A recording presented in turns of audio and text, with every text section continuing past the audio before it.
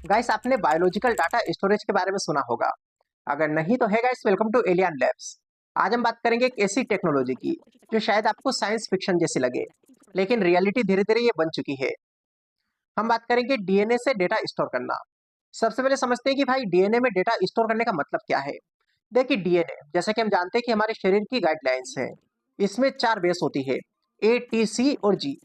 अब वैज्ञानिकों ने पाया कि इन 4 बेस का इस्तेमाल करके आप कंप्यूटर डेटा जैसे कि फोटो और वीडियो या फिर टेक्स्ट आसानी से स्टोर कर सकते हैं। अब आप सोच रहे होंगे कि भाई इतनी छोटी चीज में इतना डेटा कैसे किया जा सकता है स्टोर। तो यह है डीएनए का कमाल। सिर्फ 1 ग्राम डीएनए में पूरे 215 पेटाबाइट्स तक डेटा स्टोर किया जा सकता है। सोचो कि हमारे पूरे इंटरनेट डेटा का एक छोटा सा हिस्सा डीएनए में आ सकता है। तो सवाल है कि ये होगा कैसे। देखिए सबसे पहले कंप्यूटर डेटा को डीएनए लैंग्वेज में कन्वर्ट किया जाता है। फिर ये डीएनए लैब में बनाया जाता है और सुरक्षित रखा जाता है।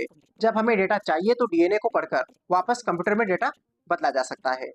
अब इसका फायदा ये है कि ये सालों तक सुरक्षित रहता है, यहाँ तक कि बिना बिजली और इंटरनेट के भी। और ये पर्यावरण के लिए भी अच्छा है, क्योंकि पारंपरिक डेटा सेंटर बहुत मात्रा में ऊर्जा खपत करते हैं। हालांकि अभी ये टेक्नोलॉजी महंगी है और आम इस्तेमाल में नहीं है, लेकिन बड़े लैब्स और रिसर्च इंस्टीट्यूट्स इसे डेटा आर्काइविंग के लिए इस्तेमाल कर रहे हैं। कुछ सालों में शायद हम डीएनए ड्राइव जैसी चीजें देखेंगे, जो हमारी डिजिटल दुनिया के लिए एक नया भविष्य खोल सकती है।